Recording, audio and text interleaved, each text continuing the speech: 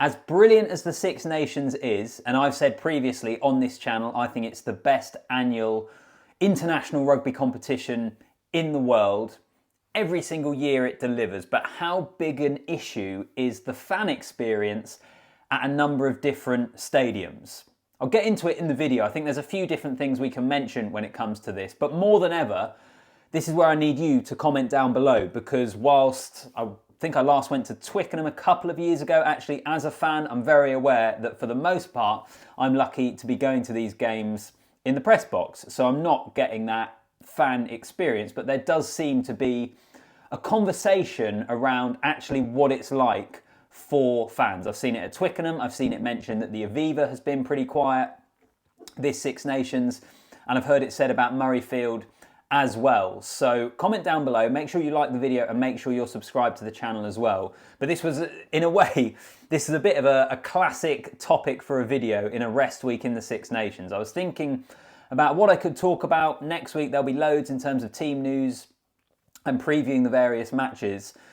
But I was just wondering, what could I post about that I might not have time for the rest of the time? And this is a good one because it has been spoken about Twickenham for a long, long time of what is the match day experience actually like. The fact that it's been quite flat, the fact that it's very corporate, the fact that it's a big, well, a day out for everyone or a lot of people to be on the beers essentially. So people getting up and down to the toilet, to the bars all the time. And then, as I say, I've seen this Six Nations, in particular off the back of the Italy game, the Aviva mentioned, and I've seen it spoken about previously, but it cropped up again, the suggestion that it was a bit of a flat atmosphere in the stadium.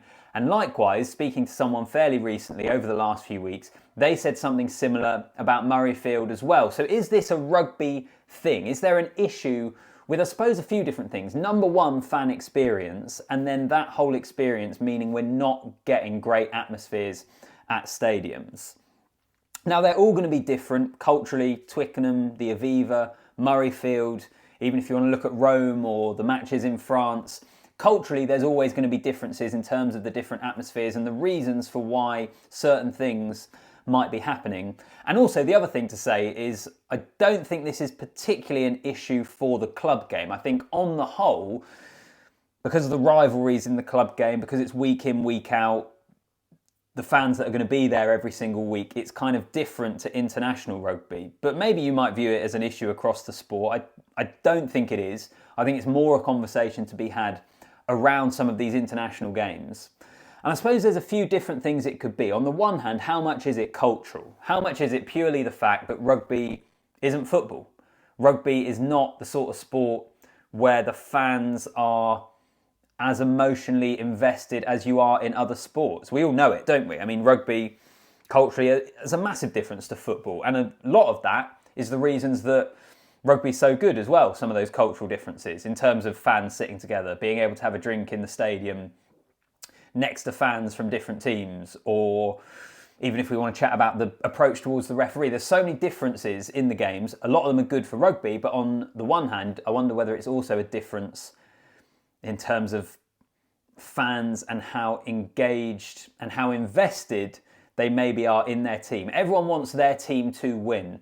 Does it ruin their weekend in the way that it often does for football fans? And I'm not so sure, really.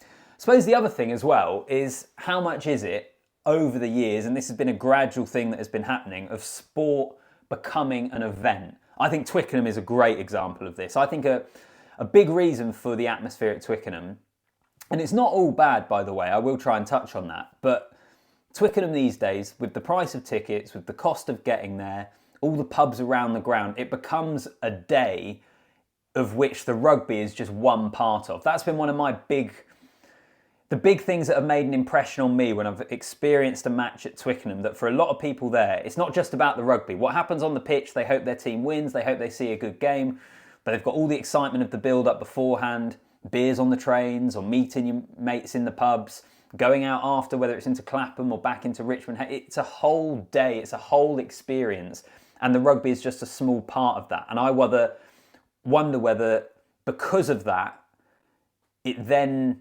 affects the atmosphere at the game because, I don't know, it's just one part of a much longer day for a lot of people. You can let me know if you disagree or not, but I think that could be a part of it here. And then I suppose, and it's linked to the fact that it can be great, is how much of it to do with actually what you see on the pitch. Wales-Scotland, for example, first half of that game, I was only watching it through the TV, but it sounded dead. Scotland silenced the crowd. The second half, with the roof closed, that I can imagine would have been absolutely unbelievable.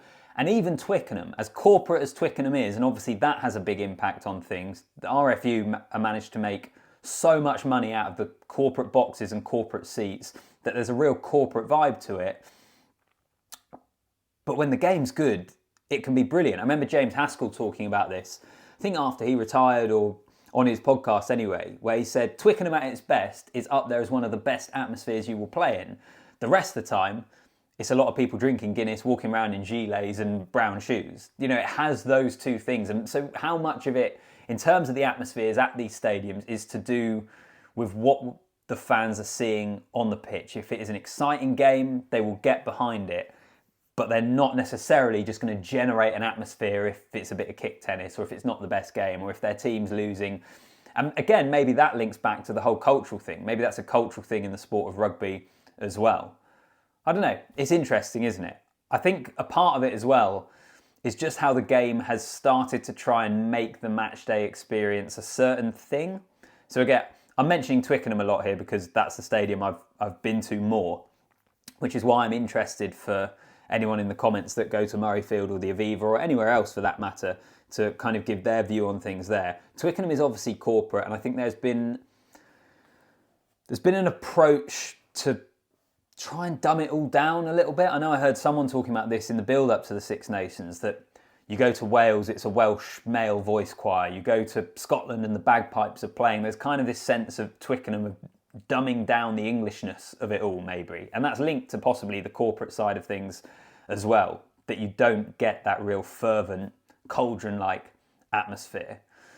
So yeah, as I say, let me know about the Aviva and about Murrayfield. I've often got the impression for both of those, watching from afar, that it is probably more down to the game people are watching. I don't think it's that it isn't or can't be an absolutely brilliant atmosphere. I just think sometimes it depends on what the game is like. And actually, I think, maybe against the grain for a lot of people, that even Cardiff is the same. I know Cardiff is one of the best stadiums in the world. As a matchday experience, going in central Cardiff is absolutely brilliant. You won't find a stadium, I mean, probably in, I don't know, but in World Rugby that has the stadium in that closer proximity to the city centre. I mean, it's basically just parallel to like the main strip of bars and pubs in the centre of Cardiff. So as brilliant as the matchday experience is in Wales, I still think sometimes the games I've been at there and the games I've covered, it's not that great an atmosphere. It does often require the sport to fuel it. So maybe that's all it is. Or do you think it's a bigger issue? Do you think it's an issue with it being part of a whole day for people rather than the sport being front and centre? And what happens then, and this is something that has been spoken about, I think, at all of those stadiums, up and down, people going to the bar, people going to the toilet, your view getting blocked all of the time. There are loads of people, and I imagine there will be people in the comments saying, do you know what, for the amount it costs to go to these games, I'd rather watch it on TV to be able to actually experience it or actually watch the sport.